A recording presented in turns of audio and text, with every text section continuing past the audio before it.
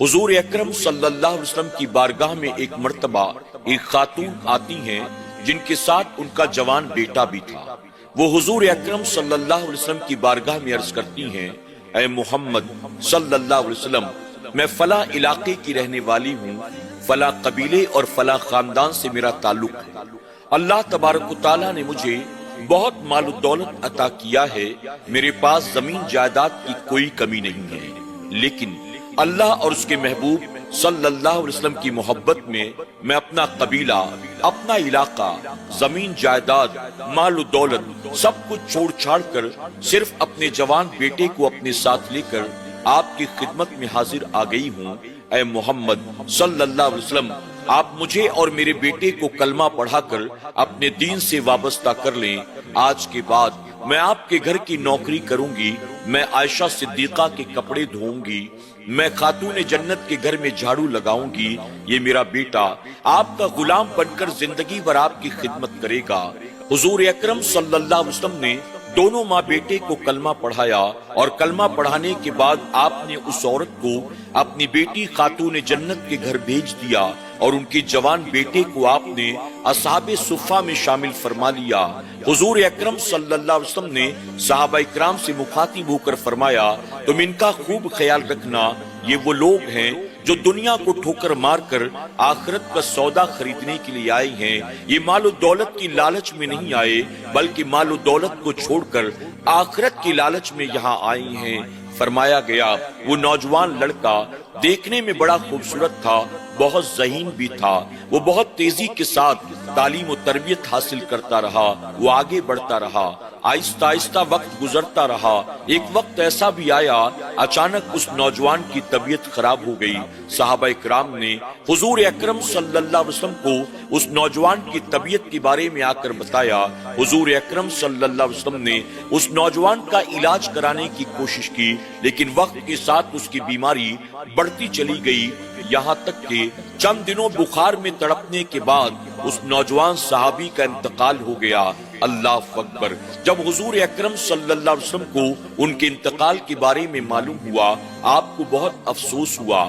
آپ نے صحابہ اکرام سے فرمایا کہ تم انہیں غسل دینا، غسل دینے کے بعد کفن پہنا دینا، اور کفن پہنانے کے بعد مجھے بلانا، میں ان کی نماز جنازہ کی امامت کروں گا۔ صحابہ اکرام نے ایسا ہی کیا، اپنے ہاتھوں سے انہیں غسل دیا، غسل دینے کے بعد انہیں کفن پہنایا، ایک کمرے میں ان کو رکھا گیا۔ حضور اکرم صلی اللہ علیہ وسلم کو بلایا گیا۔ حضور اکرم صلی اللہ علیہ وسلم نوجوان صحابی کی نماز جنازہ پڑھانے کے لیے تشریف لاتے ہیں۔ حضور اکرم صلی اللہ علیہ وسلم کمرے میں داخل ہوئے، صحابہ اکرام بھی صف بندی کرنا شروع کر دیتے ہیں۔ حضور اکرم صلی اللہ علیہ وسلم نے نماز جنازہ نہ پڑھائی، بلکہ صحابہ سے مخاطب ہو کر آپ نے فرمایا، ایک کام کرو، جاؤ جا کر ان کی والدہ کو اطلاع کر دو کہ ان کے بیٹے کا انتقال ہو گیا ہے۔ یہ کہہ کر حضور اکرم صلی اللہ علیہ وسلم کمرے سے باہر نکلتے ہیں، اپنے حجرے انور میں تشریف لے جاتے ہیں۔ صحابہ اکرام نے حضور اکرم صلی اللہ علیہ وسلم کے فرمان پر عمل کرتے ہوئے صحابیہ کو اس بات کی خبر کر دی کہ آپ کے جوان بیٹے کا انتقال ہو گیا۔ اللہ اکبر! اگر ایک ماں کو اس کے جوان بیٹے کی موت کی اطلاع دی جائے تو آپ سوچیں کہ ماں کے دل پر کیا گزرتی ہوگی۔ جب صحابیہ کو پتا چلا کہ ان کے جوان بیٹے کا انتقال ہو گیا ہے، اپنے بیٹے کی جدائی میں ماں تڑپ اٹھتی ہے، فوراً اپنی جگہ سے اٹھتی ہیں، بھاگنا شروع کر دیتی ہیں، لڑکھڑا کر نیچے گر جاتی ہیں، پھر اٹھ کر دوڑتی ہیں۔ آنکھوں سے آنسو بہتا رہا اور وہ دوڑتی رہی، جیسے تیسے گرتے پڑتے بھاگتے دوڑتے ہوئے وہ ماں اس کمرے تک پہنچ جاتی ہے جہاں پر اس کے جوان بیٹے کا لاشا رکھا ہوا تھا۔ کمرے میں داخل ہونے سے پہلے ماں اپنے آنسوؤں کو پوچھ ڈالتی ہے، پھر کمرے کے اندر داخل ہو کر اپنے جوان بیٹے کی میت کو دیکھتی ہے۔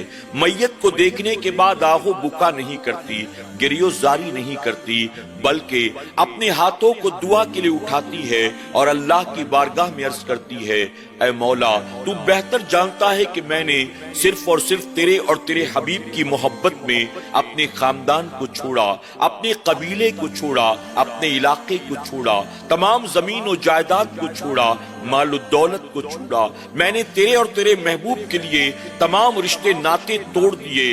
یا اللہ، میں اب محبت کرتی ہوں تو صرف تجھ سے اور تیرے محبوب سے محبت کرتی ہوں. تو بہتر جانتا ہے کہ میرے قبیلے والے، میرے خاندان والے تیرے بھی دشمن ہیں، تیرے محبوب کے بھی دشمن ہیں. ان سب کو چھوڑ کر میں یہاں آ گئی ہوں. جب انہیں پتا چلے گا میرے جوان بیٹے کا انتقال ہو گیا تو یا اللہ وہ مذاق اڑائیں گے، وہ باتیں بنائیں گے، وہ فبتیاں کسیں گے، وہ کہیں گے تو نے اپنے قبیلے اور خاندان کو چھوڑا، اپنے باپ دادا کے دین سے اپنے منہ کو موڑا. بتا تجھے کیا ملا؟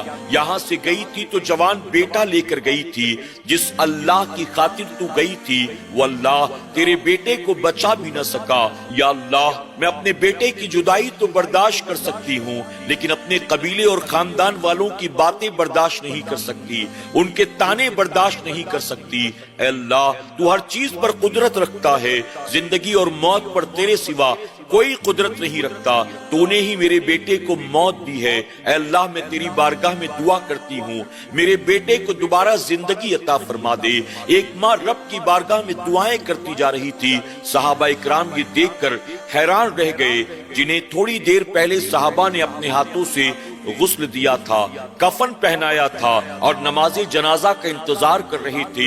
وہ نوجوان صحابی ماں کی دعاؤں کی برکت سے دوبارہ زندہ ہو کر اٹھ کر بیٹھ جاتے ہیں. اللہ اکبر. اب وہ دوبارہ زندہ ہو کر بیٹھتے ہیں. ماں اور بیٹا دونوں ایک ساتھ نعرہ لگانا شروع کر دیتے ہیں یقیناً اسلام حق ہے، اللہ حق ہے، رسول اللہ حق ہے، ہمارا دین حق ہے، قرآن حق ہے. اللہ اکبر. یہ دونوں نعرہ لگاتے ہیں. حضور اکرم صلی اللہ علیہ وسلم کو بتایا گیا یا رسول اللہ صلی اللہ علیہ وسلم آپ کے حکم پر ہم نے ماں کو اطلاع کی. ماں نے اپنے بیٹے کے جنازے کے سامنے بیٹھ کر اللہ کی بارگاہ میں دعا کی اور اللہ تبارک و تعالیٰ نے بیٹے کو دوبارہ زندگی عطا کر دی. حضور اکرم صلی اللہ علیہ وسلم نے جب یہ سنا آپ مسکرائے اور آپ نے ان کی عمر میں برکت کی دعا فرمائی. فرمایا گیا کہ حضور اکرم صلی اللہ علیہ وسلم جب تک باحیات رہے وہ نوجوان صحابی بھی باحیات رہے. اس کے بعد سیدنا صدیق اکبر رضی اللہ تعالیٰ عنہ کے دور خلافت میں بھی وہ باحیات رہے. سیدنا عمر فاروق اعظم رضی اللہ تعالیٰ عنہ کا بھی انہیں دور خلافت ملا. سیدنا عثمان غنی رضی اللہ تعالیٰ عنہ کے دور خلافت میں ان کی والدہ کا انتقال ہوا. انہوں نے خود اپنے والدہ کے جنازے کو کاندھا دیا اور پھر کچھ عرصے کے بعد ان کا انتقال ہوا. سبحان اللہ.